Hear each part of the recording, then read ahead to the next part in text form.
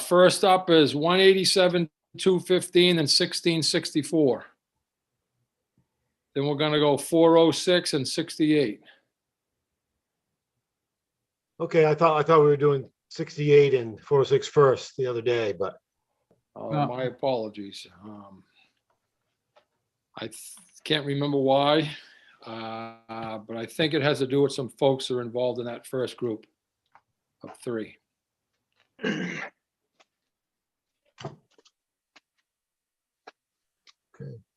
Sam, we good? Yep, Okay. we're live, Sander. Yep. Okay, thank you very much. Good morning, folks, and welcome to Maine's 130th State Legislature. My name is Joe Rafferty, and I am representing Senate District 34 down in York County. And this morning, I'll be presiding over a work session of the Joint Standing Committee on Education and Cultural Affairs. Please keep in mind that the purpose of this meeting is for the committee to receive information from the staff and others in order to, for the members to consider the legislation proposals before them and to make recommendation and reports to the full legislature. Only committee members can be seen or heard. And if you are called, as well as our committee clerk and analyst, but if you're called into the meeting,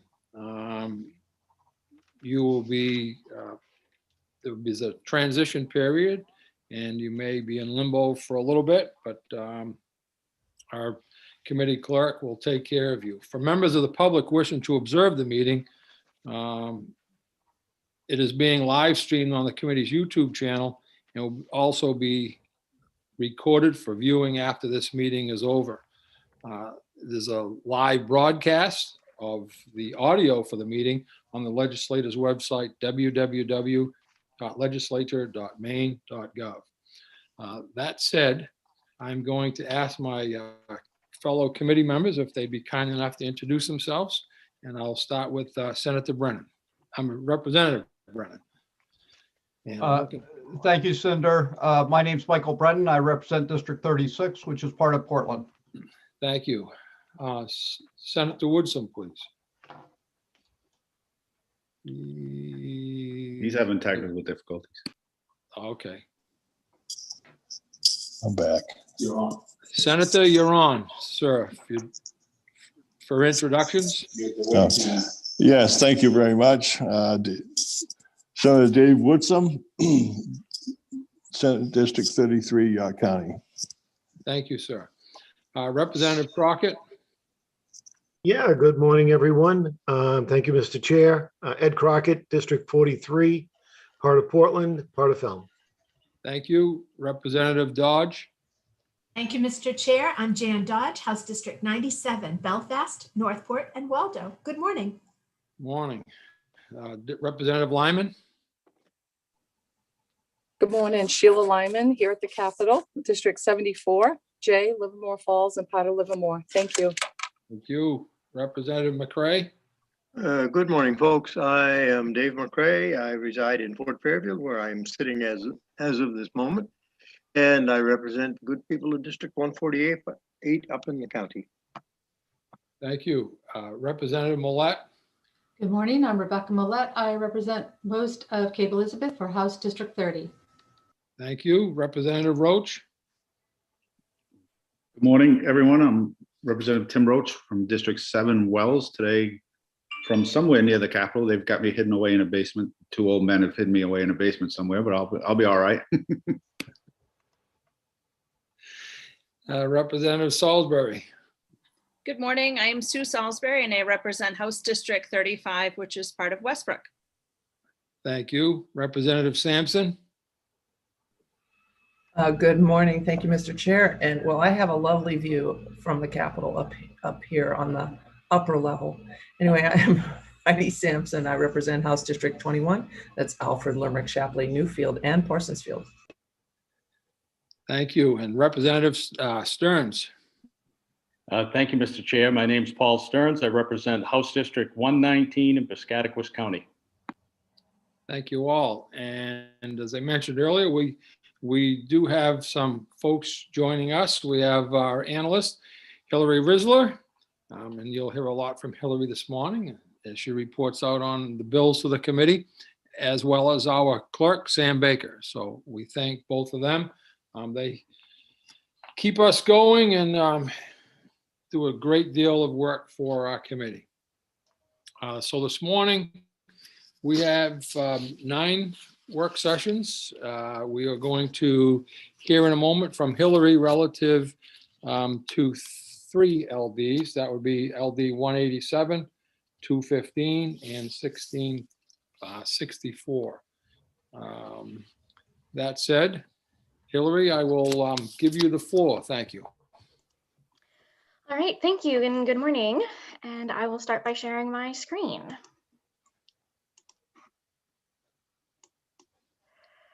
All right, so this 3 bills that had very similar topic, and so I did do them in one single bill analysis. It's LD 187, which is an act to require education about African American history and history of genocide. LD 215, which is an act to require instruction on the history of genocide and the Holocaust. And LD 1664, which is an act to integrate African American studies into American history education. So under current law, there's a requirement that American history, government, and citizenship must be taught in and required for graduation from all elementary and secondary schools, both public and private, and that Maine history, including Maine Native American history, must also be taught. All 3 of these bills would amend that provision of law. LD 187 requires that African American studies, Maine African American studies, and history of genocide, including the Holocaust, must be taught and must be included in the review of the content standards and performance indicators of the system of learning results. LD 187 also requires the Department of Education to convene 2 advisory groups in order to collect information and prepare materials for the teaching of African American history and the history of genocide. LD 215 requires that the history of genocide, including the Holocaust, must be taught and must be included in the review of content standards and performance indicators for the system of learning results. And then finally, LD 1664 requires that African American studies and Maine African American studies, including African American cultural systems and the experience of African Americans throughout American history, must be taught in and required for graduation from all elementary and secondary schools, both public and private. LD 1664 also requires the department to convene a volunteer advisory committee to collect information and prepare materials for teaching African American studies and Maine African American studies. The bill also requires the department to develop a process to enable a local school administrative unit to conduct an internal audit of its curriculum to ensure an equitable representation of African American voices and an accurate historical account of African American history and culture. The bill also requires the department to submit a report on the progress of the implementation of this act to the Joint Standing Committee of the legislature having jurisdiction over education matters no later than April 1st of 2022. And the statutory changes of LD 1664 would not go into effect until July 1st of 2023. And I'll just talk about that a bit more in a moment. The proponents of these bills testified that every day there are headlines that show that acts of genocide and anti-Semitism and racism continue to happen, and education or lack thereof is part of the problem. That much of the current US history curriculum does not explore African American heritage and neglects the contributions of persons of color. Since many of Maine schools are predominantly composed of white students, it is important to require that African American history and the history of genocide be taught in schools. And that while most schools teach Holocaust studies as part of their curriculum, it is not currently a requirement. There was some opposition to the portion of LD 187 regarding the definition of African American genocide. And then there was some testimony neither for nor against, understanding the importance and urgency to address the issues raised in the bills, but a general opposition to mandates without additional funding. And that the Maine learning results process for review already exists, and that is the appropriate process for updating and revising expectations for what is taught in Maine schools. So as I briefly mentioned, all 3 of these bills are amending Title 20A, Section 4706. And so, of course, if the committee were to move forward with all 3 of them, they would technically be in conflict with one another. And so the committee may want to consider trying to combine so that there's only one bill amending the section of law. As you know, I emailed out the Department of Education Rule Chapter 132 to you. It's very big, so I did not include it here. It's almost 300 pages, but you do have that for you to see what's in it currently. I also just included a link on the Department of Education's social study resources on their website as well. So all three of these bills do represent a potential state mandate, and I included the two preliminary fiscal impact statements on LDs 187 and 215 for you below. I don't actually have the preliminary fiscal impact statement on LD 1664 yet. However, I do believe that, similar to the other two, it does represent a potential state mandate. And the main reason for the mandate is because it would require that these subjects be taught and required for graduation. And that would be the expansion of the activity that could require additional expenditures. LD 1664 does also include that effective date, which would not be until July 1 of 2023. I believe the reason for that is that, as the committee has heard before, there are regularly scheduled reviews of each of the components of the main learning results, and by delaying the implementation of that, the department would not be required to immediately do additional rulemaking, but instead could make those changes when they do their previously scheduled review of the social studies standards. I think one key difference in terms of when you're talking about potential mandates with these mandated instructions is that if you have something that is absolutely required to be taught, as these bills present, you do have a potential state mandate. Alternatively, the main system of learning results is essentially the parameters of essential instruction and sort of serves as the blueprint for what should be taught in schools, and schools have to align their curriculums with the main learning results. So putting it just in the main learning results, if the committee wants to remove the mandate, that is one option. But to mandate that they absolutely be taught and required for graduation would represent that potential state mandate.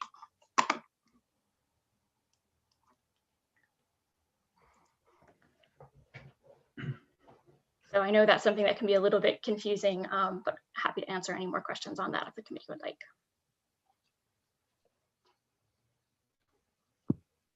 Any questions? Thank you, Hillary. Any questions of Hillary at this time from anyone? For clarification or anything? All right, seeing none. Any thoughts or relative to the analysis or direction? Representative Brennan? Thank you, Senator. If there are no questions of the committee, Ms. Risler, I would ask if we have Representative Talbot Ross with us. Yes, good morning. And my understanding, Representative Talbot, is that you have a proposed amendment to 1664 that we might ask Ms. Risler to go through with the committee. That's exactly right. Thank you, Mr. Chair. I apologize for turning my video off. I'm not feeling that well this morning. So if it is possible for Ms. Risler to walk the committee through the proposed amendment, that would be great. Thank you. So, Mr. Chair, I would ask that we ask Ms. Risler if she would go through the proposed amendment for 1664. Please, if you would, Hillary, thank you.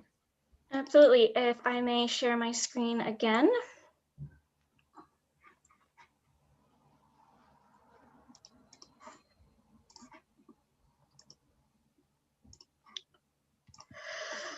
So I was asked to draft a proposed amendment for LD 1664. This proposed amendment would replace Section 1 of LD 1664. It would keep all of the unallocated language and the effective date as currently drafted in that bill, but would replace the statutory provisions. What this amendment would do is add African American studies and the history of genocide, that it must be aligned with parameters for essential instruction and graduation requirements established under 6209, which is the main learning results. And what it does is, rather than including it in the provision above that says it must be taught in and required for graduation, it instead simply requires that it must be included in the review of content standards and performance indicators of the system of learning results. And this would be both for African American studies, Maine African American studies, as well as adding that the history of genocide, including the Holocaust, must be included in the review of content standards and performance indicators of the system of learning results. Although this will need to go through a formal review with OFPR, I believe that this will remove the potential state mandate by including it in the learning results rather than as currently drafted.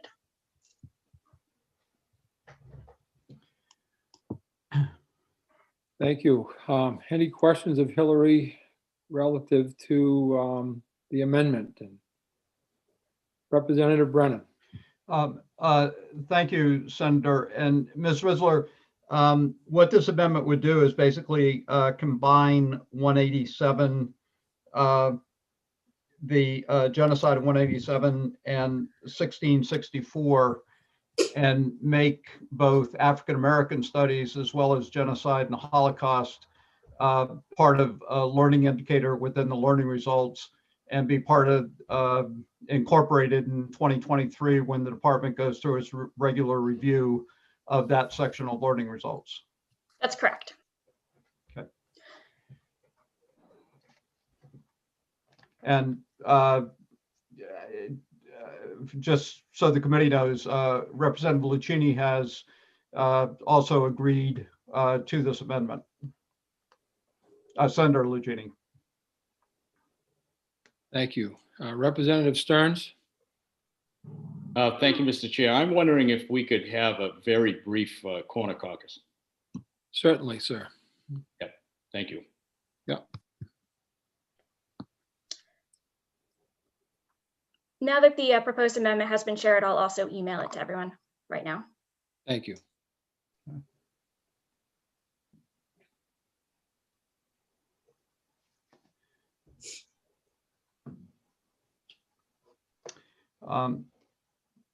And Sam, we're still live, right? Yes, Representative. I can't turn the live off until we're done at the end of the day. Okay. I just keep checking. No, it's good. No, definitely. And another thing too is you'll see the live thing in the upper left hand of corner of your screen. Okay. That's how you. But I never mind being asked. It's okay. Right. but technically, at this point, the committee is in recess. You're the chair, so if you say it's recess, it's recess.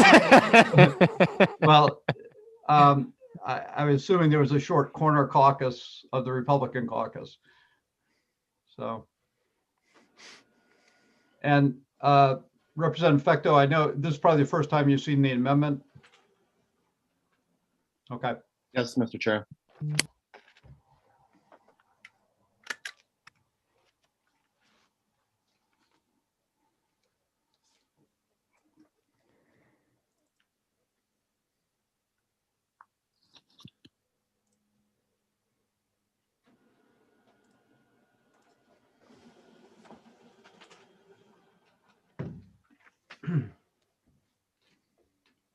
I did just email the proposed amendment to Representative Fecto as well. Okay, thank you.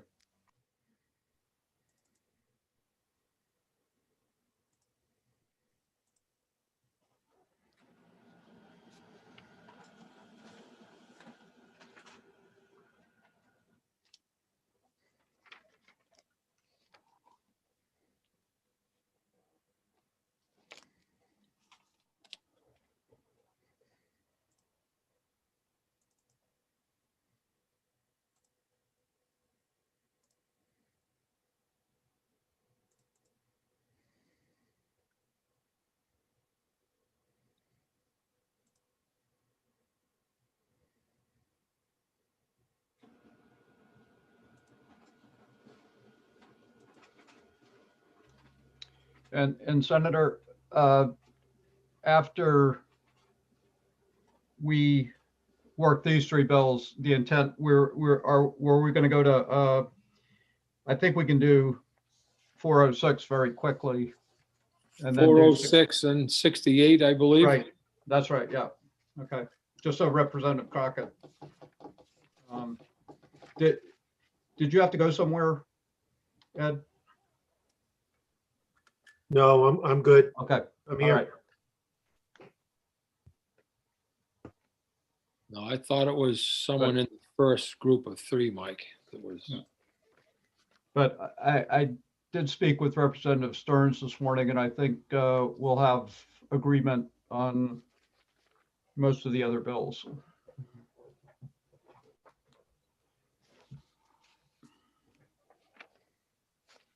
Except one.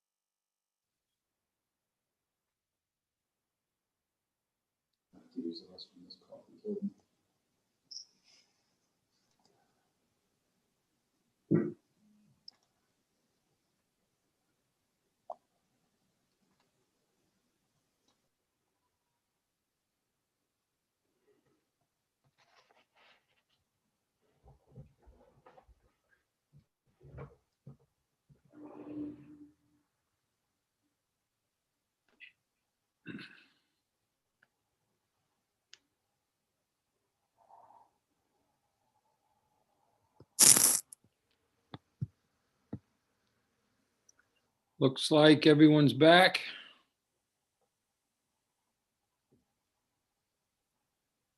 And we are still live. Representative Brennan? Thank you, Mr. Chair. I'd like to make a motion, ought to pass on LD 1664 as amended by the amendment that was just presented to the committee. Thank you. Do I have a second?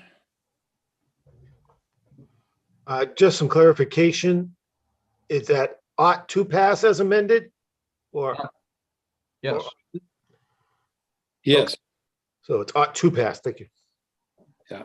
I would be Representative Dodd? willing to- I would be willing to second that, Mr. Chair, unless you'd like to recognize Representative Salisbury, who I believe also raised her hand. We're good. She's got it. So I have a Representative Brennan, 1664 ought to pass as amended, seconded by Representative Dodge.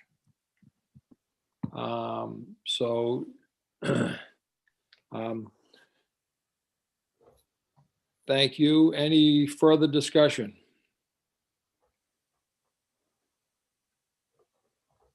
Representative Brennan, you have, okay. No further discussion. Sam, if you would be kind enough to call the roll as I want to move the vote, please. Yes, Senator. Senator Rafferty? Yes. Senator Rafferty votes yes. Senator Woodson? Yes.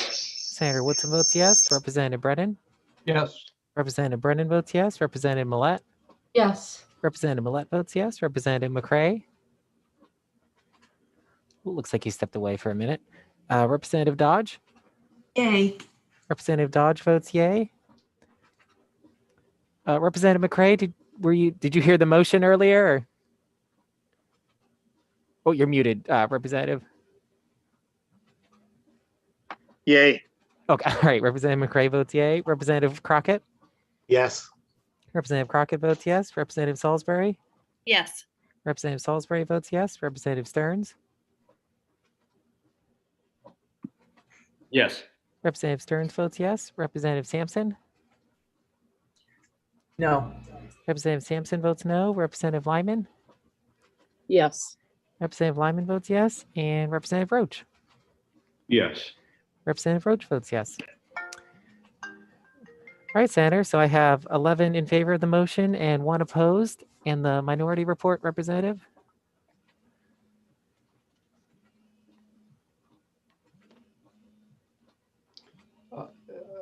Representative Sampson? Ought not to pass. I believe in local control. Right, thank you. Thank you.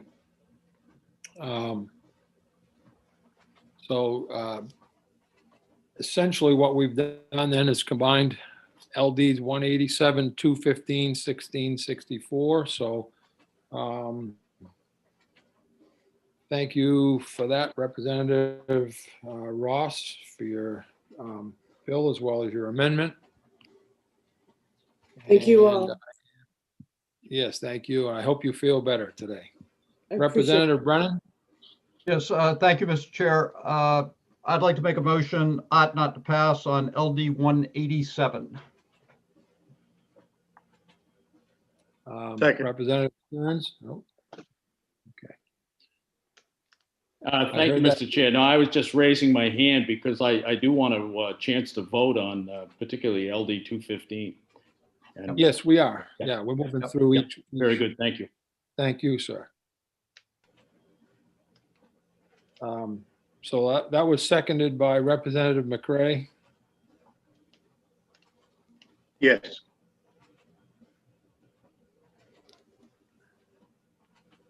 And any further discussion on LD 187? Seeing none. Sam, if you would, please, if we would call the roll. Yes, Senator. Senator Rafferty? Yes, ought to pass. Senator Rafferty votes yes. Senator Woodson? Yes. Senator Woodson votes yes. Representative Brennan? Yes. Representative Brennan votes yes. Representative Millette? Yes. Representative Millette votes yes. Representative McCray? Yes. Representative McCray votes yes. Representative Dodge? Yay. Representative Dodge votes yay. Representative Crockett? Yes. Representative Crockett votes yes. Representative Salisbury? Yes. Representative Salisbury votes yes. Representative Stearns? Yes. Representative Stearns votes yes. Representative Sampson? Yes. Representative Sampson votes yes. Representative Lyman? Yes. Representative Lyman votes yes. And Representative Roach? Yes. Representative Roach votes yes. All right, Senator, so it's unanimous of those present and voting in favor of the motion, 12-0. Thank you very much, Sam. Appreciate that. And Representative Brennan, see your hand up. Thank you, Mr. Chair. Mr. Chair, I'd move ought not to pass, make a motion ought not to pass on LD 215. Thank you. Do I have a second on that? Representative Salisbury, And that. thank you. And any discussion on LD 215? Okay, so that said, I will, I had a hand up, Representative Salisbury and Representative Sampson. I just wanted to acknowledge that Representative Fecto was here and thank him for the bill. And I wasn't sure if he wanted to say anything about the combination of these bills and if he felt that it still was going to fit the requirements that he was hoping for when he originally submitted the bill. Thank you, Representative. And Representative Fecto? Thank you, Mr. Chair, and thank you, Representative Salisbury, for that.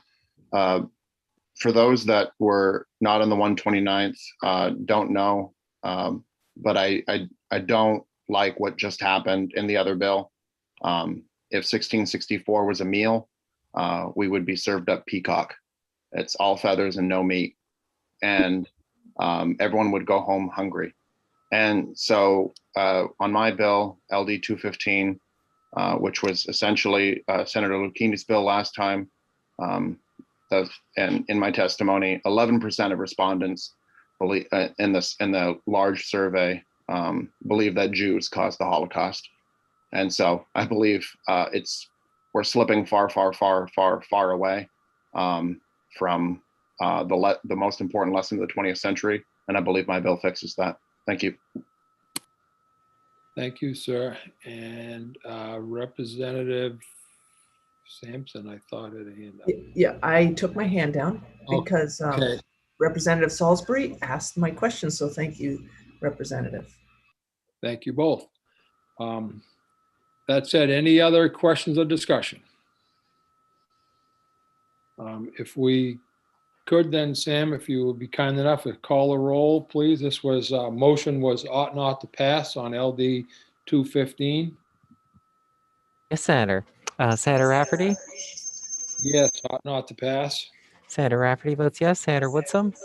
No. Senator Woodson votes no. Representative Brennan? Yes. Representative Brennan votes yes. Representative Millette? Yes.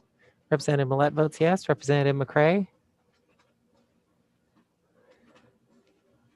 Yes. Representative McCray votes yes. Representative Dodge? Yay. Representative Dodge votes yay. Representative Crockett? Yes. Representative Crockett votes yes. Representative Salisbury? Yes. Representative Salisbury votes yes. Representative Stearns? No. Representative Stearns votes no. Representative Sampson? No. Representative Sampson votes no. Representative Lyman? No. Representative Lyman votes no. And Representative Roach? No. Representative Roach votes no. All right, Senator. So the 7 members in favor of the motion and 5 opposed, the minority report.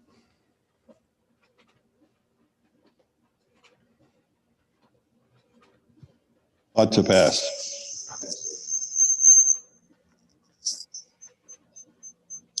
Thank you.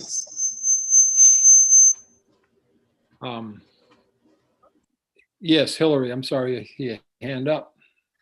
So for the minority report on LD 215, because the preliminary fiscal impact statement does flag this as a potential state mandate, did the minority want to either add a mandate preamble or fund it, or you don't have to, but I would note if it doesn't pass with funding or with a mandate 2/3 mandate preamble that the local unit of government would not be bound by it.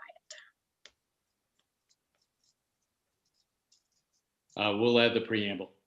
Okay, thank you.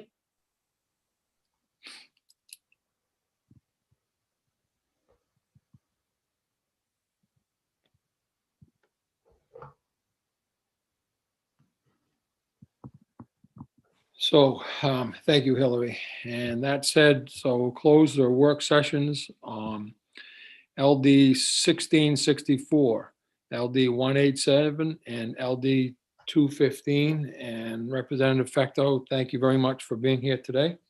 We appreciate you doing so. Thank you. See you guys Wednesday.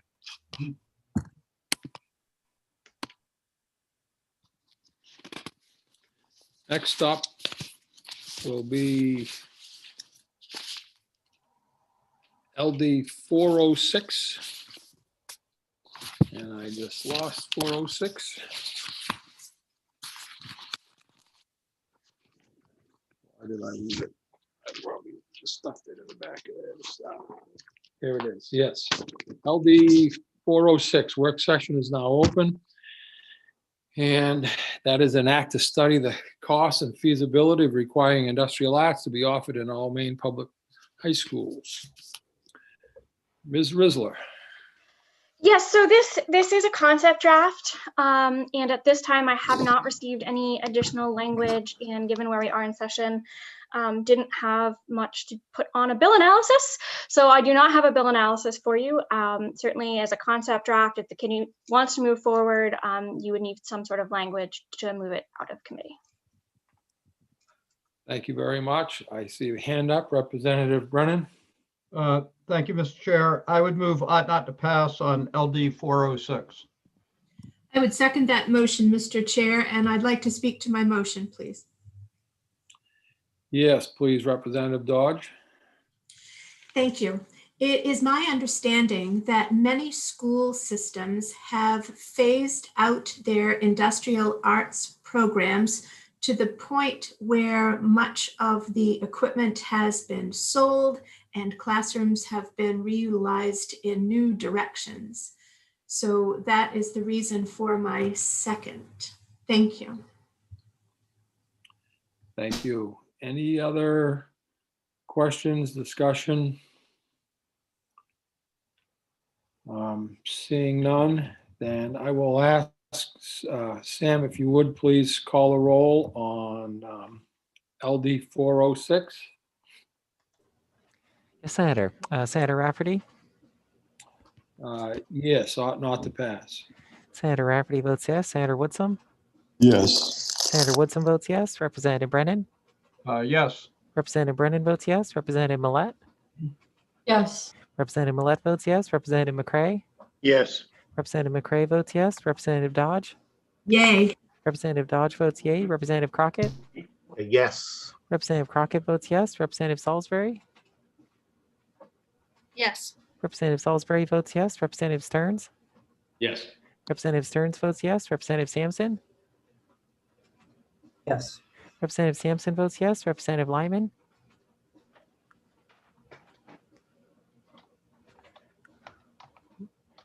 Representative Roach. Yes. Representative Roach votes yes. And Representative Lyman, are you there? All right. Okay, Senator, so we have, it was unanimous of those present and voting in favor of the motion, 11-0. Thank you very much, Sam. Appreciate it. And we'll close the work session on LD 406 and open the session on LD 68, which is an act to introduce a career and fiscal management elective course at the high school level. And I will give the floor to Hillary. All right, and I will start by sharing my screen. So yes, so this is LD 68. This bill requires school administrative units operating a secondary school to offer a career and fiscal management course to students.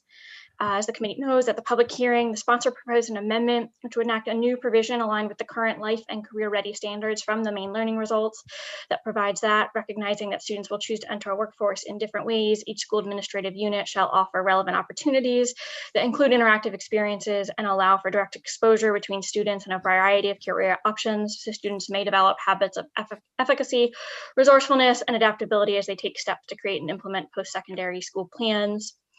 Just a quick drafting note, I think the proposed amendment was put in as a new section 4728, but due to the fact that that section had previously been used for something unrelated to this, it would just need to be moved into a new section 4730 instead.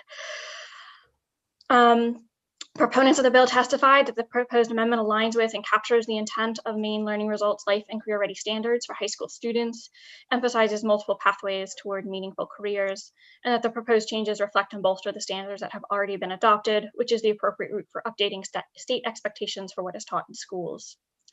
There was some opposition to the original bill that is a mandate and the curriculum should remain a local school board decision. And again, in the neither for nor against category, that curriculum mandate should be studied by the Department of Education in the context of the learning results. So as the committee knows, the system of learning results is established in section 6209. For those of you who were on the committee last session, you may remember, but the Maine learning results were reviewed and updated. And part of that update included a terminology change from the career and education development to life and career ready standards. The committee had a bill that included some making the corresponding statutory change in section 6209 and everywhere else that the term is used, but that bill was never enacted due to the early adjournment. So the committee may want to consider expanding this to just update that terminology of career and education development wherever it appears in statute, which I listed for you there. I would also note it's not directly related to this bill, but last session, the committee also updated the terminology on the science to call it science and engineering, I believe. Whether the committee wants to make that change through this vehicle as well would be up to you, but I also know this bill isn't directly related to that particular topic. And just the preliminary fiscal impact statement, as you know, the original bill was flagged as a potential state mandate.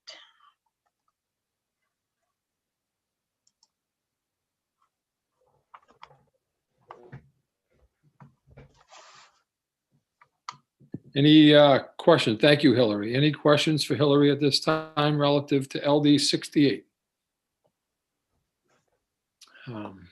Seeing none. Any discussion, thoughts?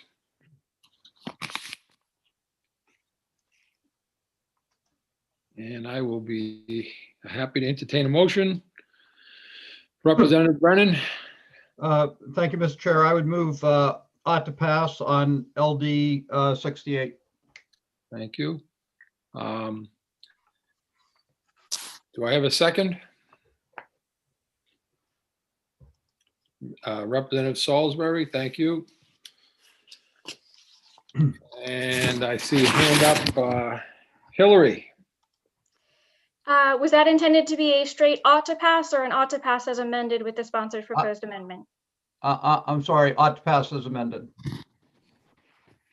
And Representative. Is that just for the proposed amendment, or that would include the statutory updates to the career and education development to the career and life ready standards? Well, maybe I should ask you that question. That part of the discussion was a little bit new to me, but I guess, and this is unfair to ask you, but would it be appropriate at this point to update those statutory changes in that language within this motion? I don't know whether I can answer sort of whether it's appropriate. I just did want to flag that that is currently is an inconsistency between Well, what let me is- ask it another way. If in fact we did do the updating of that language, it wouldn't affect the intent of Representative Crockett's bill. I don't believe so. I think it would just make it consistent, because if you enact the life and career ready standards as proposed by Representative Crockett, it would not be consistent terminologically. Is that a word? It wouldn't be consistent with what's currently in statute for the main learning results, because that currently in statute says career and education development. So you probably would want to have that be consistent, so that wherever it says life and career ready standards, you know that that means the same thing as this provision in Representative Crockett's bill. Okay. Want to be consistent because they are and they do mean the same thing. Okay, thank you. With the permission of the chair, then I will amend my motion to pass on LD 68 as amended, and including the language changes that were just suggested by Ms. Risler. Thank you. Do I have a second on that? Representative Salisbury? Thank you. Any further discussions? If we, yes, Representative Dodge? Thank you. Not a question, please. Thank you, Mr. Chair. So have we successfully removed the mandate, and did the amendment also include the science and engineering terminology change? Did I understand that correctly also, please? Thank you. So I understood the amendment only to apply to the career and life ready standards, not the science and engineering. I know that may be a bigger conversation because that's not directly related to this bill. So I understood it at this point just to be career and life ready standards. Okay. And I believe that this would not be expanding or modifying activities, because the career and life ready standards are already in place by rule. Thank you. And Representative Salisbury? Just wanted to confirm with Representative Crockett that he was okay with these changes and what we've just talked about. Representative? Yeah, thank you, Mr. Chair, and thank you, Representative Salisbury. Obviously, I wasn't aware of some of this new information until we all got it here a few minutes ago from Ms. Risler. I can definitely clarify that, we just went through some bills, and we always have the issue on this committee about mandates. And I went through that last session, submitted a bill that would have been a mandate, and obviously it didn't happen. So this time around, it was submitted originally as a mandate, like all bills are. But then I worked very closely with the DOE with the process we have in place to get this to a point where it would be consistent with the main learning results and put us a step closer to getting courses like this considered for possible placement in a more permanent way. And so I can't answer any of the questions about some of the new wrinkles that Ms. Risler submitted, but they sounded pretty reasonable to me, and excited to move forward with this type of learning for our students. Thank you. I have, you all set, Representative Salisbury? You have a follow-up? Representative Stearns, followed by Representative McCray, please. Thank you, Mr. Chair. We've received quite a bit of new information just in the last few minutes. And I'm wondering if we could do a couple things. If we could have Ms. Risler once again go back through exactly what this bill does, and also if we could have, I think we have a representative from the department in the attending room or whatever the waiting room is called. If we could hear from the department on their thoughts on the bill, that would help me. Thank you. Before I ask Hillary to do so, I'll get Representative McCray's question out, so she may be able to address that if The rest of us can't. Representative McCray? Yes, this really wasn't a question at all.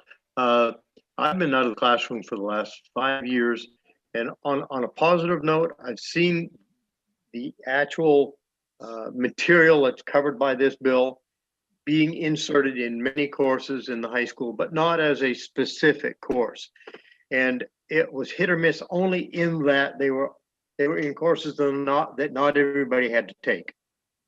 And I see this as a step forward. It's an evolution. It's knowing curriculum as I do and as we as a committee do.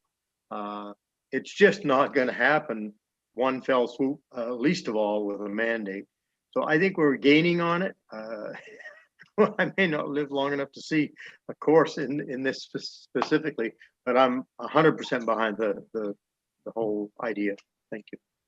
Thank you. And Sam, we have a representative of the department in the waiting room. We don't currently, Senator, but I just went ahead and emailed Chelsea to see if anybody was tuned in or if they might be able to offer something. So Sure. Thank you very much. Well, while he's doing that, would you like me to just go over everything? So, all right, so I'm going to start by sharing Representative Crockett's proposed amendment. This would replace the bill. And rather than requiring a specific course, it would provide that each school administrator shall offer relevant opportunities that include interactive experiences and allow for direct exposure between students and a variety of career options, so students may develop habits of efficacy, resourcefulness, and adaptability as they take steps to create and implement post-secondary school plans. And that is aligned with the life and career ready standards in the main learning results. The portion that I was talking about, I'm going to step out of that and then pull up for you. All right, so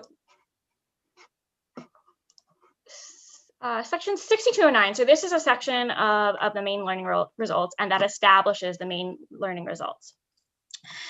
And what you can see here, and I'm going to highlight quickly so you can see where I'm reading from, but it says the department shall establish parameters for essential instruction in English language arts, mathematics, science and technology, social studies, career and education development, visual and performing arts, health, physical education and wellness, and world languages.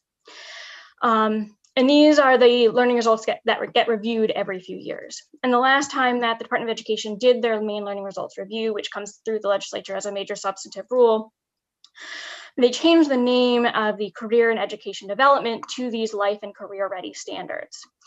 So if you go down to subsection 2, this is where it lists out all of the different areas. And this is career and education development. While it still says career and education development in statute, the current learning result area is currently called career and life ready standards. So what I was suggesting is if the committee moves forward with Representative Crockett's proposed amendment, that everywhere in the parameters for essential instruction graduation requirements, that this language, career and education development, be updated to be career and life ready standards. And that appears here in the system of learning results itself. It also appears as a list here in elementary course of study. It's the same thing. So basic course of study must provide for the instruction of all students in career and education development. So that's where it would be updated throughout to say career and life ready standards, just to make sure that they're aligned. Same thing for the secondary school general requirements and the junior high and middle course of study requirements. So that's why I don't think it would change anything of the intent. It's just making it consistent throughout Title 20A that it's life and career studies, life and career ready standards, rather than the older term of career and education development. Thank you. Representative Salisbury. Thank you, Mr. Chair. So Hillary, it seems like it's almost two separate things. Like we have the bill, it does reference that wording, but because it seems like the statute is not consistent throughout with that specific wording, the career and life ready. So it's just bringing those things all in line. So it's kind of like two separate actions. Like we have this bill that will bring up that wording again. Therefore, we need to change it throughout to make it consistent. Am I right so far? Yep. So one of the rules of statutory interpretation is that if you have two different words, they must mean different things. And so in this case, you have one phrase being used in one section, that must mean it's different than what's used as career and education development over in that other section, which I don't think is the intent. I think the intent is that it means the same thing throughout. And so that's the consistency piece that I think is important. Otherwise, you have to assume it means something different, or a court would assume it has to mean something different because it's a different term.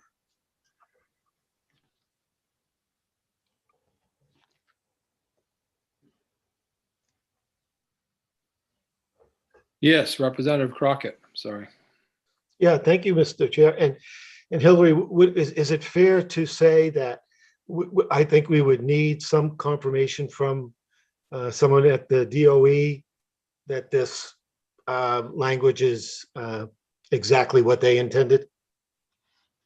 Yeah, sure. I have had some conversations with Chelsea Fortin Trimble about this both last year and with your bill this year, but I do also see that Diana Dwyer from the Department of Education is now in the attendee room as well. Great.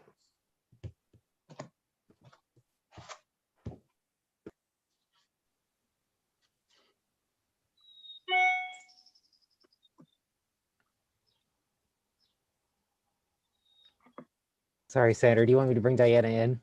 Oh, I'm sorry, yes. Okay, sorry. I just never like to move people until somebody says something. My fault, Sam. No, it's okay. It just seemed like a longer than usual pause. I was like, I think they're waiting for me. That's okay.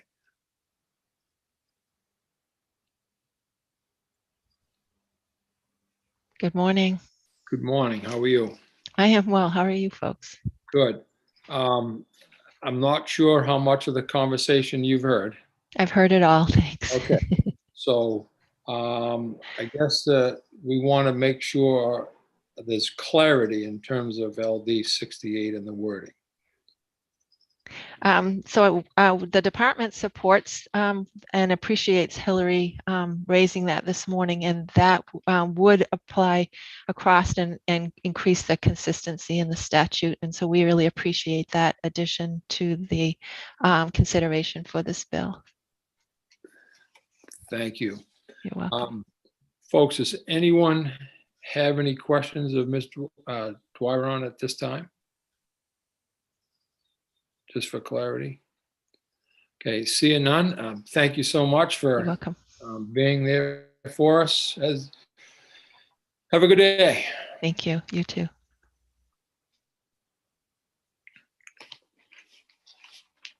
Is that any additional questions or discussion still out there? And I would, actually, I didn't write it down. Did we, I didn't write it. Did we get a motion? We did, Senator. It was a motion about to pass as amended by Representative Brennan and seconded by Representative Salisbury. Thank you. That tells you a little bit about how quickly we're moving this morning here. Representative Dodge, did I see a hand go up or did it go down? Okay. All right. Any further discussion? Then I am going to move the vote, please, if we could, Sam, and if you would be so kind as to call the roll. Yes, Senator. Senator Rafferty. Yes, ought to pass as amended. Senator Rafferty votes yes. Senator Woodson? Yes. Senator Woodson votes yes. Representative Brennan? Yes. Representative Brennan votes yes. Representative Millett?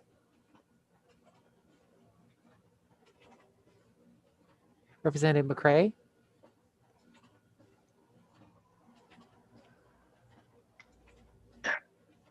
Yay.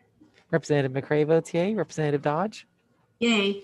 Representative Dodge votes yay. Representative Crockett? Yes. Right there. Representative Crockett votes yes. Okay. Anyway, the only reason. Representative Salisbury? Yes. Representative Salisbury votes yes. Representative Stearns? Yes. Representative Stearns votes yes. Representative Sampson? Yes. Representative Sampson votes yes. Representative Lyman? We'll come back. Representative Roach? Yes.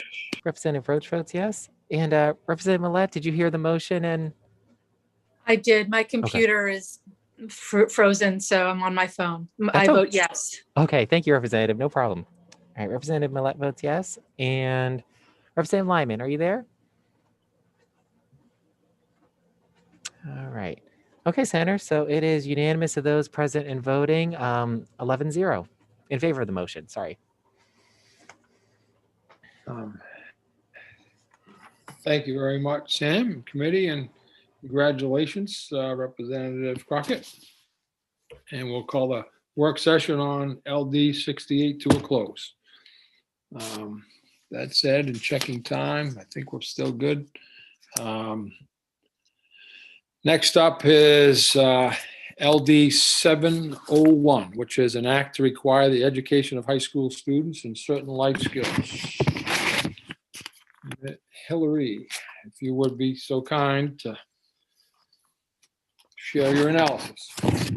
All right, so yes, so this is LD 701. So under current law, the minimum requirements for a high school diploma include 2 years of social studies and history, including American history, government civics, and personal finance. This bill adds instruction in financial literacy and social emotional competence to those minimum requirements for a high school diploma. Proponents of the bill testified that the bill was submitted on behalf of high school students who identified it as a priority and addresses concerns about helping students build skills to navigate social, emotional, and financial challenges that young people face now and into the future. That kids entering adult lives must be equipped with the rudimentary understanding of personal finance, and that social and emotional competence is an important life skill.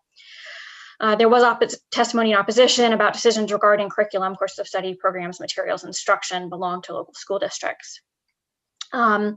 So I did include, just for the reference, the Department of Education Rule Chapter 132 again, the Department of Education's resources on both financial literacy and social and emotional learning.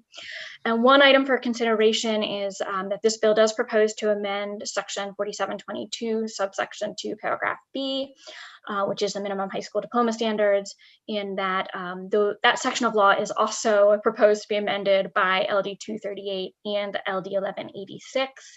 And so depending on how the committee wants to move forward on this and those other bills, there could be a potential conflict there that could either be reconciled in committee or down the road through a floor amendment, or ultimately through the errors bill if everything were to be enacted. Although I don't have a preliminary fiscal impact statement for you yet, as with most of the other bills that we are talking about today, this would create some new diploma requirements, which could be a potential state mandate.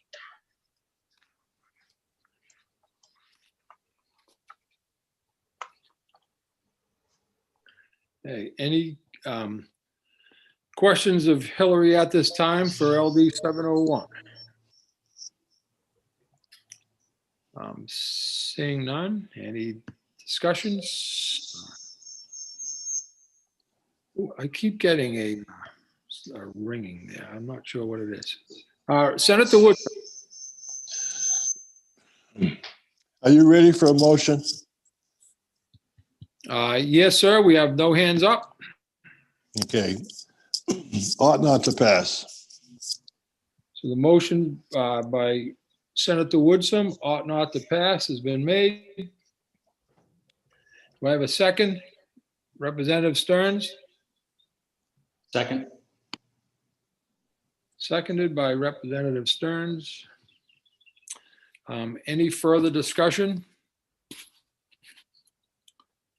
And seeing none, I will move the vote on LD 701. The motion was ought not to pass.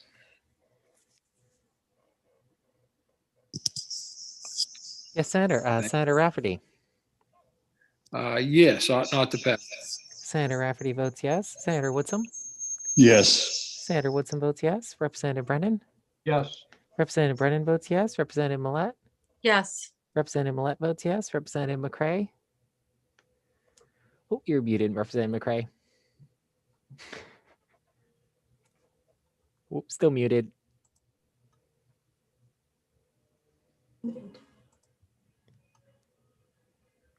Oh, Representative McCray, can you hear us? Seeing a lot of facial expressions, not sure how to read them. All right, let's go to Representative Dodge and we'll come back. Yay. Representative Dodge votes yay. Representative Crockett? Yes. Representative Crockett votes yes. Representative Salisbury? Yes. Representative Salisbury votes yes. Representative Stearns? Yes. Representative Stearns votes yes. Representative Sampson? Yes. Representative Sampson votes yes. Representative Lyman? Representative Roach? Yes. Representative Roach votes yes. Representative McCray, can you hear us?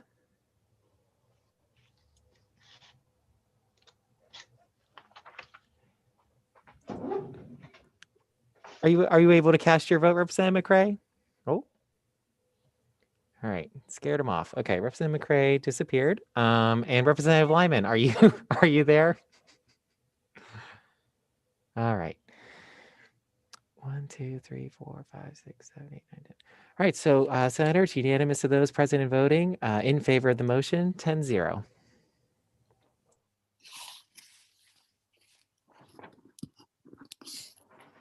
Thank you very much, Sam. Appreciate it. And call the session on LD 701 to a close. And we have next up would be a session on LD 549, which is an act to include community service hours and high school graduation standards. And Hillary, if you would be so kind, please. Absolutely. All right, LD 549, an act to include community service hours and high school graduation standards. This bill requires students to complete 40 hours of community service to receive a high school diploma. Community service may not be performed during school hours and may not be advocacy or of a political nature. School boards may adopt policies to exempt students with disabilities from the requirement and to provide educational credit for completed community service hours. Proponents of the bill testified that the pandemic has exposed needs of every community in Maine, and communities have relied on volunteers to meet those needs. That volunteering teaches students valuable life skills and help foster lasting relationships with their communities while strengthening their communication skills, and that studies show a correlation between volunteering and academic achievement, and that the bill maintains local school board control in the creation of policy and implementation of the community service requirements. Opponents of the bill testify that it is a mandate and should be decided at the local level. So the committee did request some additional information. The two other states that were raised during the public hearing that have these community service requirements for graduation, including Maryland and DC. In Maryland, it requires students to complete either 75 hours of student service that includes preparation, action, and reflection components, and that at the discretion of the local system may begin during the middle grades, or a locally designed program in student service that has been approved by the state superintendent of schools. The District of Columbia requires 100 hours of volunteer community service to be satisfactorily completed for graduation, and specific volunteer community service projects are established by the local education agency. Although a little bit dated, I did find a 50-state survey done by the Education Commission of the states on high school community service requirements. So it may be a little out of date, but it does have by state all the various requirements. And then, as you know, I also forwarded an email from the sponsor who provided some additional information on how the process actually works. And the committee had also heard a little bit from Representative Roche, and certainly could hear more from Representative Roche about how community service hours work in his school. We don't have a preliminary fiscal impact statement yet, but as again, with everything that we've been working on today, there is a potential to be flagged as a potential state mandate due to the additional requirements placed on the school administrative units.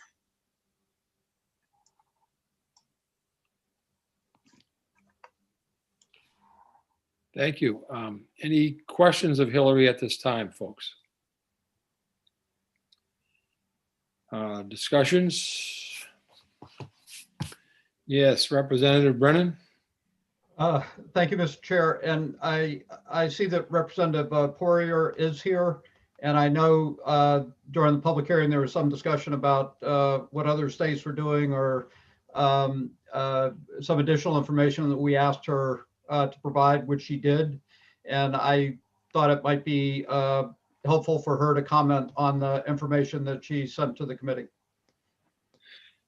Thank you, sir. Representative, good morning and welcome. Good morning. Thank you for inviting me to the work session. I did get some information from both DC and Maryland from their department as far as how they structured implementation, and then from the districts on how they chose to, some of the districts, how they chose to utilize that. And what I did find with the links that I sent you all was that some of the districts chose to use digital formats for tracking purposes, and some use paper forms. Some of them chose to have people within their school district actually look at the community service beforehand to approve the projects, and some did not. So there was some local control there as far as what projects were approved and what were not, and how they chose to track it. So, and I believe that Representative Roach did give us some information too that would be helpful as far as should we choose to go through with the implementation here in Maine, that Wells has a good system that didn't cost them anything to implement either, that other districts in Maine would be able to model to be able to get a program like that going in our schools here and have kids be able to serve their local communities. Thank you. Any questions, folks, of Representative Poirier? Yes, Representative Sampson? Thank you, Mr. Chair. Nice to see you, Representative Poirier. I love the idea. I love the whole community service piece, and something that I have supported and have been engaged in for many, many, many years. I know many schools that are already, like, you know, Representative Roach, they're already implementing this. Do you think this is something that has to be a statewide mandate, or is this something that we need to just get school boards and parents to request and get the schools to do this? Because really, there is no significant cost to it. I'm curious as to your thoughts. I wish we could just get schools involved in it. And I think that has been a wish for a long time. And in talking to a lot of parents and teachers, that has been their wish for a long time, and it just hasn't happened. And that was one of the reasons why I put the bill through, because it hasn't been happening. And the needs, especially in the recent year, have been so great as far as the need of volunteerism in communities. And it's a great means to, you know, help communities, but also help students. And you know, I was just thinking over the weekend, one of the things that we're looking at in the state of Maine is trying to get our young people to stay in our state. And what better way than to have them, you know, plant those seeds within their community right in high school, and be able to develop those relationships within their own communities and see what opportunities they have, and perhaps have those seeds there so they want to stay. So it's just great opportunities. And I think by having this bill here and, you know, saying, hey, we really need to do this, that more schools will actually, I mean, they'll need to have that requirement, because, you know, as well as I do, it's great to say, hey, you should do this, but then actually doing it or following through are two different things. I understand the conundrum that we're in. Yes, I thank you for sharing. Representative Crockett. Yes, thank you, Mr.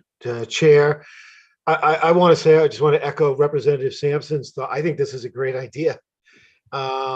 You know, just unfortunately, you know, a mandate is not the proper route necessarily, obviously, to make this kind of thing happen. So I'd love to investigate other ways, because I think the idea is really a good one.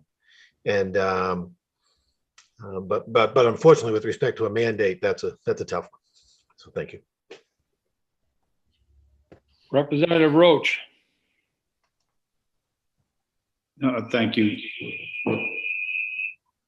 The source of my this is feedback. one of those bills that I struggle with, only because we are involved in it in where I am, and I'm directly involved in it where I am. And I love the bill, and it's never as hard. I know some people are saying, how could you do that as a graduation requirement? And so if a person passes math, science, and things, but he doesn't do his community service, you don't let him graduate. Yep, that's what we do. You know what? And since we've implemented, we've never had a kid not graduate because of it, because they figure it out before that comes. But I do struggle with the mandate piece and things like that. But I do want to say thank you, because I think it's a very good idea and a very good piece to what education brings. And you're right, it brings kids closer to the community, and it's actually fun. I would say for 85% of our kids in our school, it's a fun thing. There is a group that struggles with it at the end, but I do think it brings the community closer together. And the amount of emails I get asking for kids to do community service is unreal. And so I do applaud it. I'm struggling with it. I'll be honest with you, just because of the mandate piece, but thank you. Representative Dodge? Actually, I believe Representative Brennan was before. Go right ahead, Representative Dodge. Thank you for yielding. Thank you, Mr. Chair. And thank you, Representative Poirier, for being with us and for bringing this bill forward. Because of the mandate that is included, I will not be able to support the bill. But I also want to encourage you in your local area to reach out to your superintendent, your JMG program, if your school has one, or if the program exists in an area school, along with your school student councils and your local civic organizations. In the school district, several school districts down east, there was a very wonderful give and take between folks in the community who would present needs to our school and say, hey, do you have students who could perhaps help us? And the schools also doing outreach with some community groups saying, do you have things that our students could participate in that would foster those relationships of community? So thank you again for bringing the bill, and I totally support the concept and have lived it. So thank you. Thank you. Representative Brennan? Thank you, Senator. And I agree with many of the comments that people have made, Representative Poirier, about the bill. I appreciate the work you did in providing some other information, examples of where this program has worked in other states. My concern is that, for some students that struggle to get to the finish line for high school graduation, this might be a barrier that, an additional barrier for them to overcome. For that reasons, and also because it is a mandate, I will move ought not to pass on LD 701. Thank you. Do I have a second?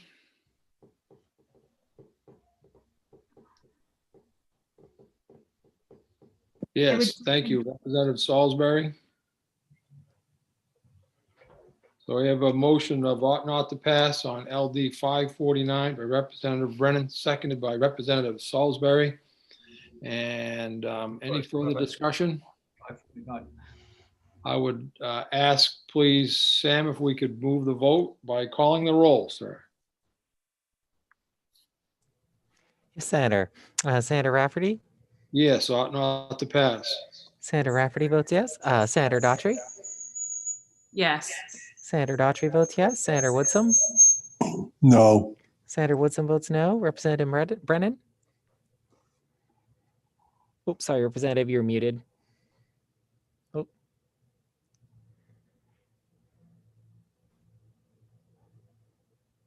Yes. Representative Brennan votes yes. Representative Millette?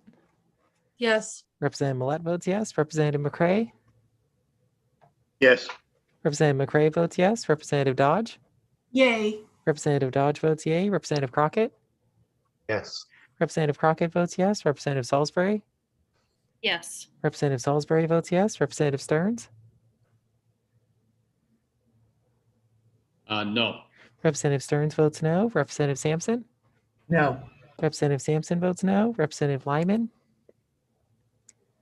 Not there. And Representative Roach, are you there? Okay, and Representative Lyman, are you there? All right, not seeing anything. All right, Senator, so it's 8 members in favor of the motion and 3 opposed, the minority report. Ought to pass. Thank you. Thank you. Question, Hillary. Similar to the last one, I did want to ask those on the minority at this time, in the likelihood that it will be flagged as a potential mandate, did you want to add either a mandate preamble or funding? Mandate preamble.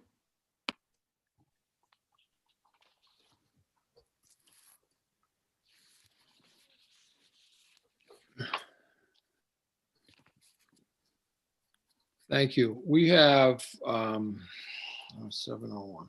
I coordinate moves on my mind.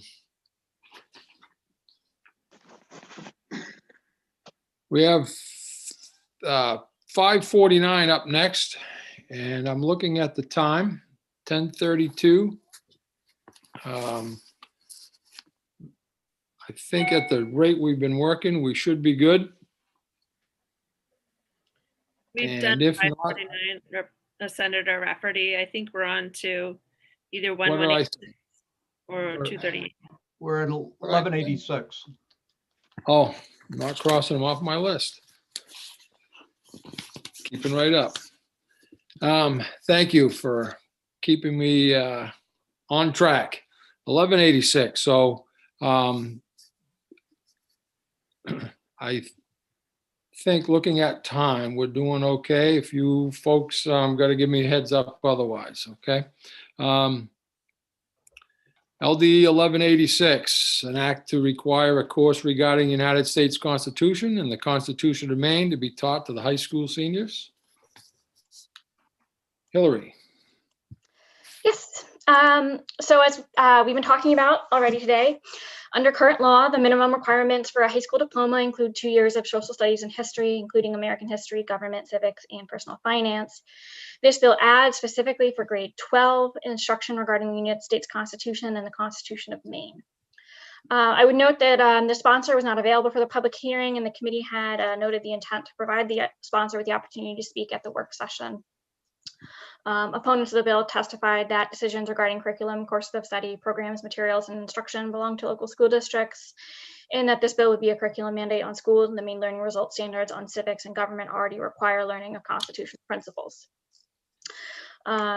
I did provide for you the Department of Education rule chapter on the Maine learning results, as well as the social studies resources.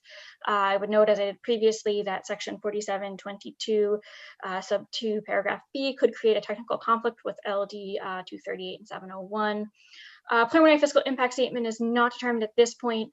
I would note that most of the Constitution is already required under the Maine learning results. The only potential for the mandate here would be the modification of activities, because it would specifically require it for grade 12, and depending on when schools currently offer that could be a potential mandate.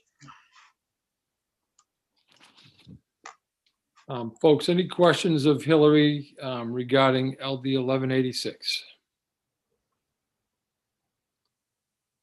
Any discussions? Seeing none. Oh, I see a hand up. Yes, Senator Woodson, you have a question. There's Representative Seabra in the waiting row. I'm getting a no nod by Sam. No, senators. The representative's not with us. Okay, you ready for a motion? Yes, sir. Not to pass. So I have a motion by Representative Woodson, ought not to pass. Do I have a second? Second. Senator Daughtry, second. And any questions relative? I'm sorry, any further discussion? So the motion's been made by Senator Woodson, ought not to pass on 1186, seconded by Senator Daughtry. And if we move the vote, Sam, if you would be so kind as to call a roll. Yes, Senator. Senator Rafferty. Yes, ought not to pass. Senator Rafferty votes yes. Senator Daughtry. Yes. Senator Daughtry votes yes. Senator Woodson. Yes. Senator Woodson votes yes. Representative Brennan. Yes. Representative Brennan votes yes. Representative Millett. Yes. Representative Millett votes yes. Representative McCray. Yes. Representative McCray votes yes. Representative Dodge. Yay. Representative Dodge votes yay. Representative Crockett. Yes. Representative Crockett votes yes. Representative Salisbury? Yes. Representative Salisbury votes yes. Representative Stearns? Out there. Representative Sampson? No. Representative Sampson votes no. Representative Lyman? And Representative Roach? Yes. Representative Roach votes yes. And Representative Stearns or Representative Lyman, are you there? Representative Stearns walking in. Okay.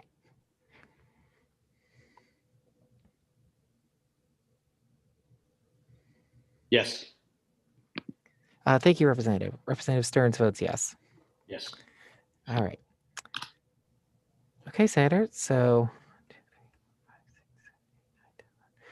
all right, a lot of counting today. All right. So we have 11 in favor of the motion, 1 opposed, Senator.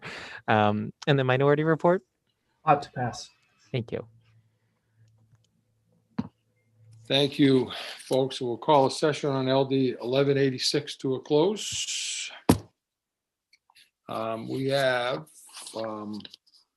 LD 238 up next, and that is an act concerning civics instruction.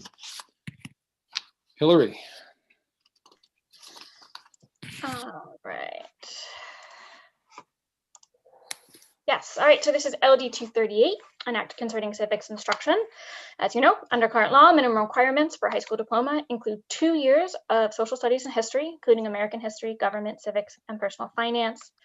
This bill amends those requirements to instead require 1 year of history, including American history and the histories of religious and racial minorities, women and lesbian, gay, bisexual, and transgender people, and 1 year of civics, economics, including citizenship, government, personal finance, and entrepreneurship. The sponsor did suggest an amendment during his testimony to strike the language regarding the histories of religious and racial minorities, women and lesbian, gay, bisexual, and transgender people, because he felt that those were being covered by other bills. Proponents of the bill testified that the bill was submitted to elevate the importance of democracy and citizenship education with Maine's graduation requirements. The bill proposes to pull civics and government out from underneath history and award a new section within graduation requirements to these democracy and citizenship life skills that are already detailed in the main learning results, and that there has been a deterioration over time of the quality and quantity of civics education. Opponents testified that there was concern about any reduction in instruction in government, civics, and personal finance, and the provision regarding the histories of religious and racial minorities, women and lesbian, gay, bisexual, and transgender people, that a legislative mandate is not the appropriate route for ensuring particular content is included in local curricula, as decisions around curriculum, materials, programs, and instruction belong to local school districts. And there was some testimony neither for nor against the topics in the bill are already covered or could be covered by the main learning results. So again, just same as issues for consideration as I mentioned in the last couple of bills, that I provided the learning results for you, linked to these Department of Education Social Studies resources, as well as that there could be a potential technical conflict with LD 701 and 1186.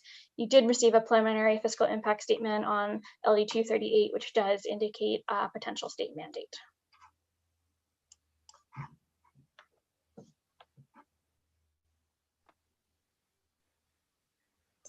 Any questions of Hillary at this time regarding LD 238? Senator Woodson. Thank you. Hillary, you did say this would be a mandate. Is that correct? That's correct. It has been flagged by OFPR as a potential state mandate. Okay, thank you for the clarification. And Representative McCray. Yes, Senator, thank you. When you're ready for a motion, I'd like to make one. Thank you. Representative Salisbury. Sorry, thank you, Mr. Chair.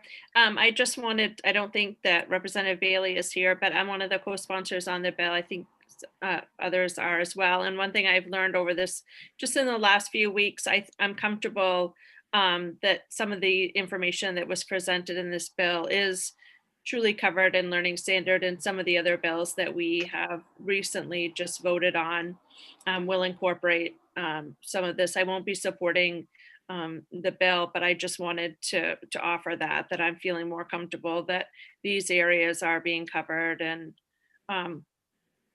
students will still get this education. Thank you. Thank you, Representative Salisbury. Representative Crockett. Yeah, thank you, Mr. Chair. Yeah, I've been following the chat room too and see if Representative Bailey was able to get over. He's in other work sessions, and I was texting with him earlier. He was going to try to get over, but my position is very similar to Representative Salisbury. So we're probably ready for a motion. Unfortunately, Representative Bailey couldn't get here. Thank you. Representative McCray, I am ready for a motion, sir. Thank you, Mr. Chair. I move that LD 238 ought not to pass. Thank you. Do I have a second on LD 238 ought not to pass? Representative Dodge. I will second that, Mr. Chair. Thank you, Representative. Appreciate that. And any further discussions? Sam, so that I'm sorry, before that, we do have a motion, ought not to pass by Representative McCray. It's been seconded by Representative Dodge. Seeing no further discussion, I'd like to move the vote. Call the roll, please, sir. Yes, Senator. Senator Rafferty? Yes, ought not to pass. Senator Rafferty votes yes. Senator Daughtry? Yes. Senator Daughtry votes yes. Senator Woodson? Yes. Senator Woodson votes yes. Representative Brennan? Yes. Representative Brennan votes yes. Representative Millette? Yes. Representative Millette votes yes. Representative McCray? Yes. Representative McCray votes yes. Representative Dodge? Yay. Representative Dodge votes yay. Representative Crockett? Yes. Representative Crockett votes yes.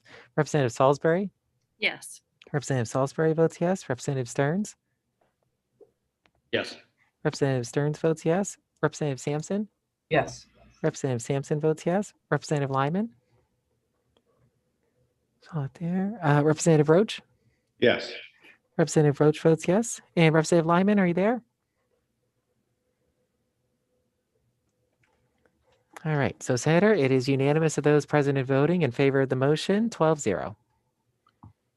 Thank you very much, Sam. And thank you to the committee for their work this morning. It appears, I'll close the work session on LD 238. It appears we have been through 9 work sessions this morning. I see Hillary has her hand up. Yes, Hillary. I do have one fiscal note review, and my colleague Sam Seneth also has a few language reviews for the committee if we have time. Thank you. Go ahead. Also, if I'd known we were going to work these bills so quickly, I would have told the chairs to put a few more work sessions on this afternoon. So mine is just very. Hillary, if I'm sorry, my apologies. I'm looking at the time. Representative Stearns, is that a reminder?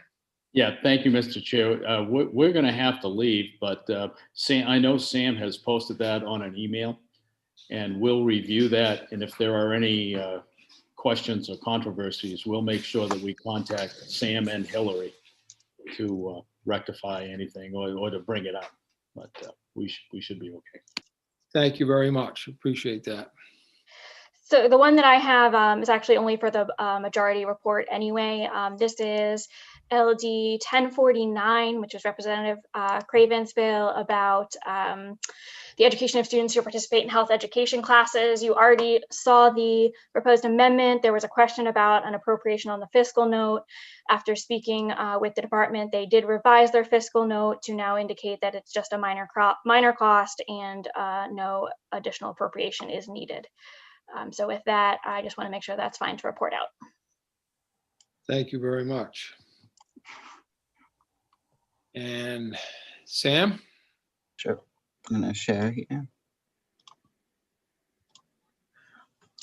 So the first one for review is, so the committee will recall on LD 429, this was flagged as a mandate, potential mandate rather. And the committee wanted me to include some language in the summary to express the committee's view that it was not, in fact, a mandate. So I drafted something up and I wanted the committee to take a look at it and see if that met your needs. So it's this second section, this second paragraph here. So I'll read it out loud for folks. This amendment also incorporates a fiscal note. The fiscal note identifies the requirement that school administrative units have to fix that, establish health and safety committees to coordinate planning in response to health and safety measures affecting the students and staff of the school administrative units as a potential unfunded state mandate.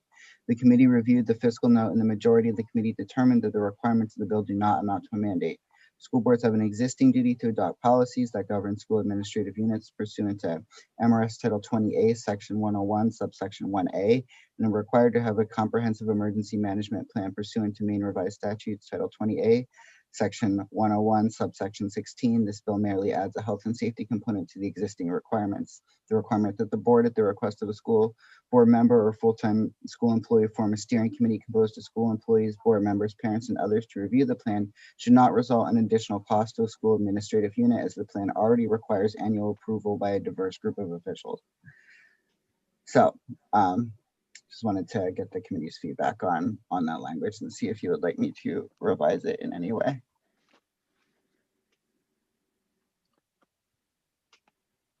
I don't see any hands up at this time.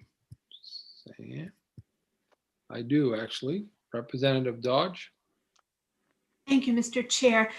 And thank you, Sam. This looks very good, but can you remind me, please, about what is currently required or suggested for membership on the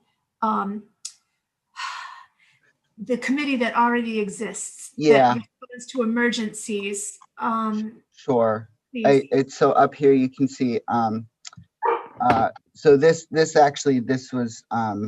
the best place to look is up at the top here. So this would actually say and public health staff, and it's been amended in the version that Ross already has. So it's at local health officials and public health staff.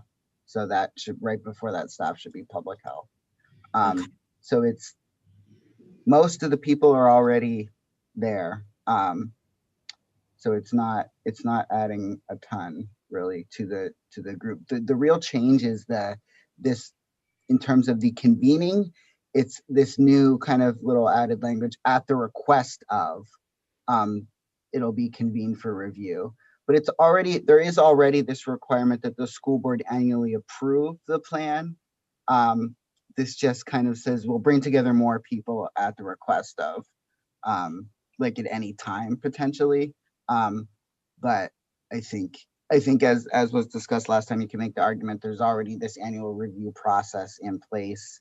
So bringing together some more folks may not have any actual cost. It's kind of hard to suss out like every scenario that this might happen in. But I think that's the kind of strongest language I could craft to try to express that. Awesome, thank you. And school nurse is also in there somewhere, not just a public health person. Is that correct? Let me just make a note and make sure that that's in the language that Ross has, the revisor's office. Thank you so much. I will double check that. Representative McCray. Yes, just a comment, Sam. I think you've done a great job of capturing our intent to avoid the fiscal note. It doesn't make any sense to me that there would be a fiscal note looking at the way your language has approached this for us. So thank you very much. Sure.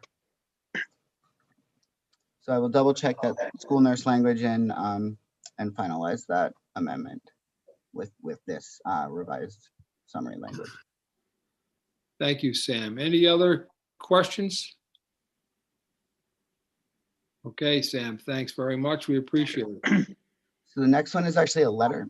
So this is the letter regarding the Maine Workforce Research and Development and Student Achievement Institute. And so this is actually, for your purposes, it's related to LD 1280. So if you recall, the committee asked that we write to the IDEA committee and say, express the committee's opinion that, you know, they support the development of this new MEPRI-like entity that is being considered by the IDEA committee that would give them a similar group to look at issues related to economic development. And the committee was very interested in the ideas put forth in LD 1280, but thought it would be a good sort of project for that MEPRI-like group that may come out of the IDEA committee. So this is expressing the support for that type of committee and saying we have this idea for that came through this bill that would be a good project for this committee. And just to follow up, I was speaking with Samantha Warren about this because she was from UMaine, because she was working on this with the IDEA committee. So we did, before they did their work session for that bill, she did, we did talk and she did express these sentiments to the IDEA committee saying, education has this bill, you will get a letter, but we are fully in support of this. So they are aware of this that came through in their work session, and this just follows it up with a letter. I think it's pretty straightforward, but if it looks good, I'm happy to send it on and sign it for the chairs. I have no concern with it, Sam. Any other questions, concerns? Thank you for taking care of that. Appreciate it.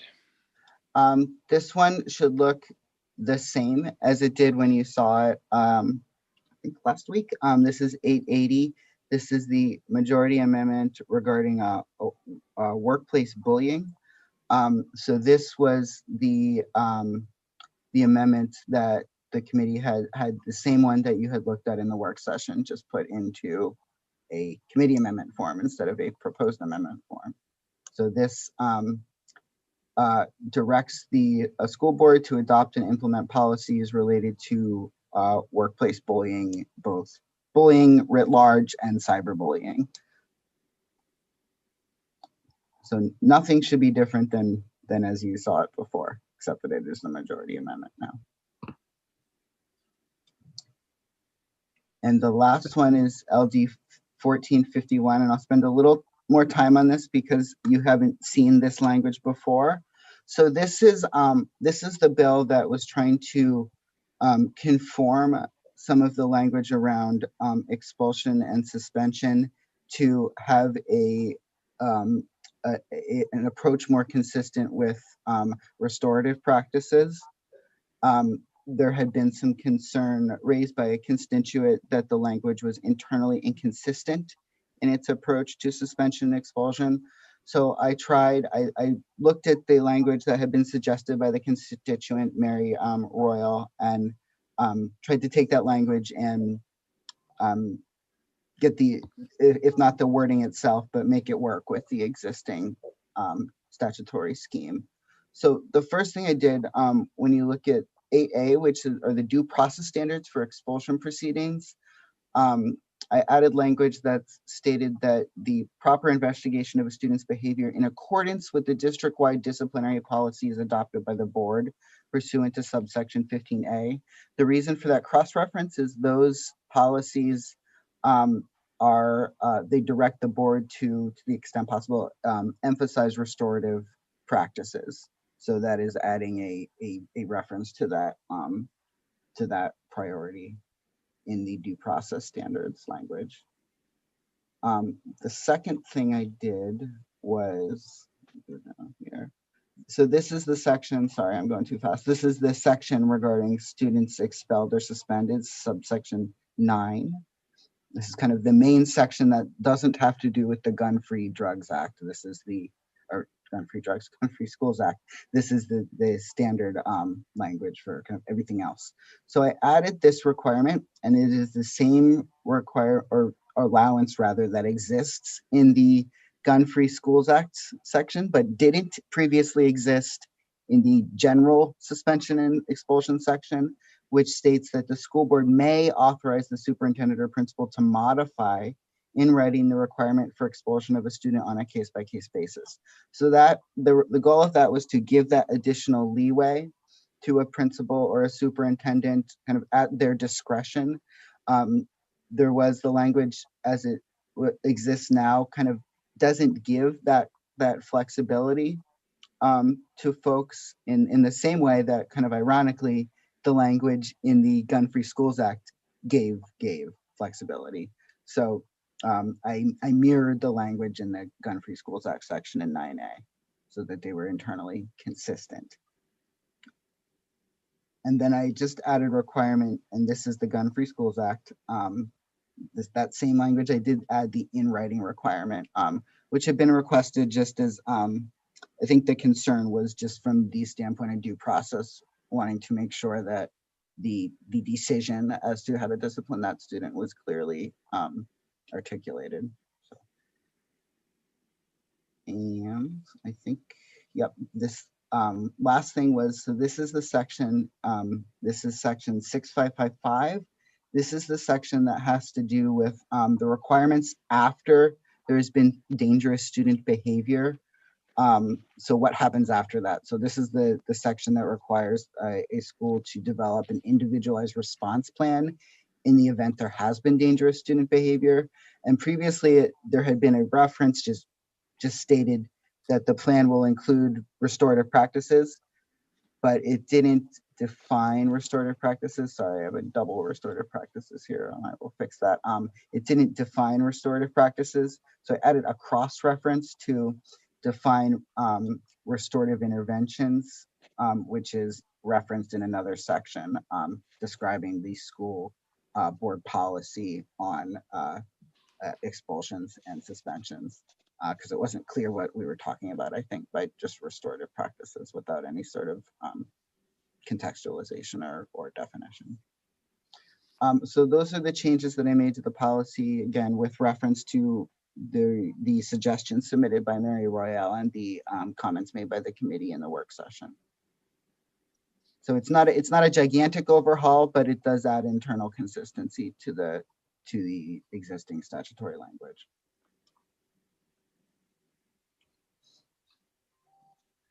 Any questions for Sam, folks, at this time?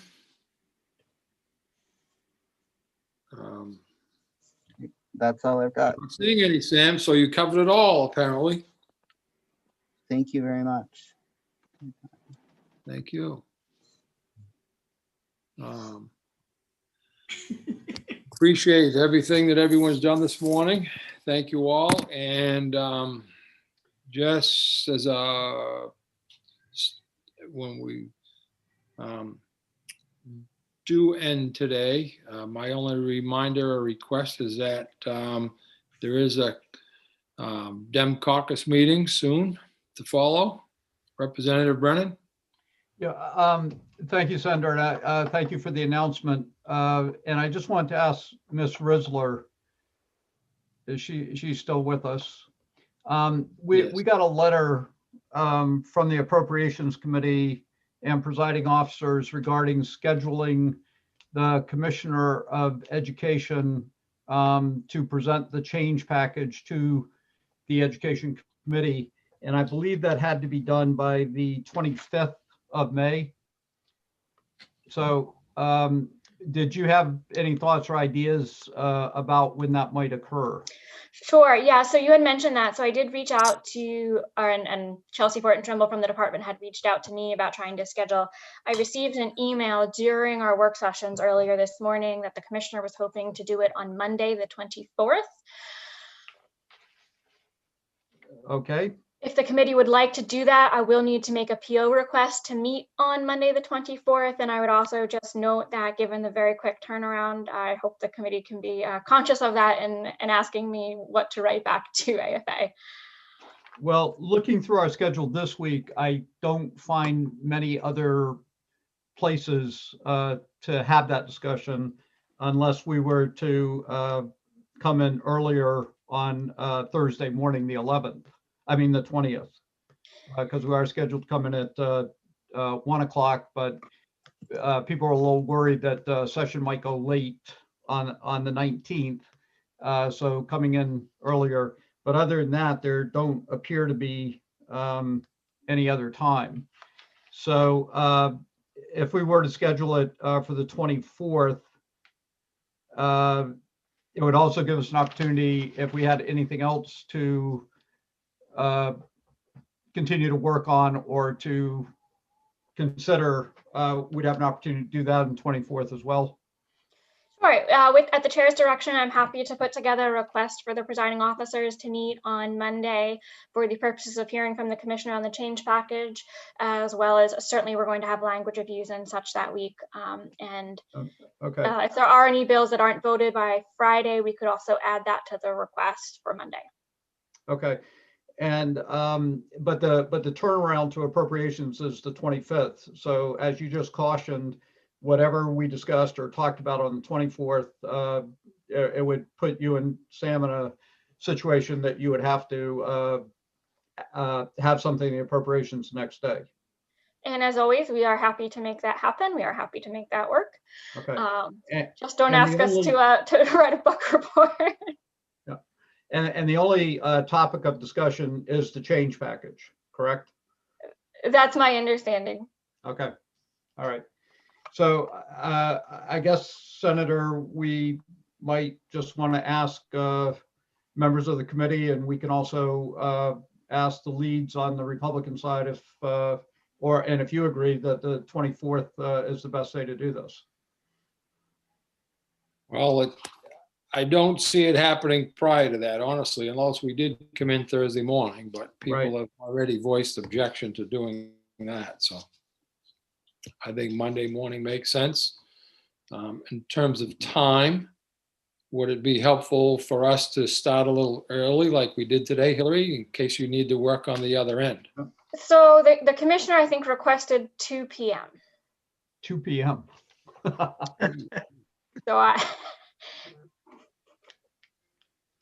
well, I leave it up to the committee. I think we need to talk to her about that then, because that puts an incredible burden on you if we have the discussion at 2 o'clock in the afternoon and try to finalize something by 4 or 5 o'clock and have it turn around the next day. The only way I would think that would work is if the Appropriations Committee showed some indulgence and gave us, a little bit of time after the 25th. But 2 o'clock, unless, we had other things that we need to schedule, that's kind of a tough time. Well, how about I do the PO request without a time for now? I'll just put it for Monday, the 24th, and then perhaps the chairs could work with the commissioner to figure out a good time during that day. Okay. The only other time I would see would be, Thursday afternoon before work session. After we got done with the public hearings, we have one public hearing at 1 o'clock, and we've moved a couple bills so that we only have 2 or 3 bills for work session on Thursday. I think we actually have 2 public hearings on Thursday afternoon. Right. Okay. But then we only have 2 bills, I think, for work session. Two work session, three work session bills. Yeah, you got 1640, 247, and 1684.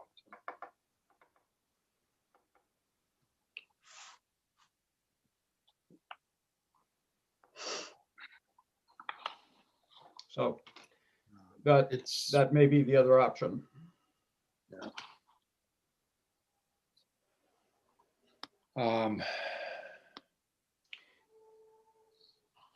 We could try to, yeah, thank you. Well, Representative McCray. Yes, thank you, Mr. Chair. This is a question for Sam. I don't know if you can take my vote on LD 68. I lost my video. I could hear you saying Representative McCray. Mr. Representative McCray, you're on mute. And I understand you probably could see me, but I could see no one. Okay. Hello? So if it's appropriate, I'd like to cast my vote now. Representative McCray, I think that's up to the chairs. Would that be okay with Senator Rafferty and Representative Brennan? I really don't. Well, I guess he says no. He's on the phone. I know. I think that if I'm not mistaken, it works very well by email to Sam, because he's going to email you and you just reply to it and it's done instantly. Okay, very good. Okay, Yeah, Sam. I'll I'm look sorry, for that. Representative. I think that I agree with the senator. I think that might be No, the best. I was going crazy, and then I finally found the link again, and it was for tomorrow. Yeah, that's, No, it was very entertaining because we were speaking to you and you were making Oh, all I kinds know, of and facial expressions, and it was I fun. was all but pulling the rest of my hair out. so, No, and I heard you say, "Look at his expressions" or something like that. No, Okay, I will fine. get that out ASAP. I'm glad to provide comic relief. very good. Anything else, folks? Thank you all for your work today. Sam and Hillary, thank you Sam and Hillary, thank you very, very much. We appreciate it. And we'll see you all tomorrow, and I'll see many of you in a few minutes in caucus. Thanks. Have a good day.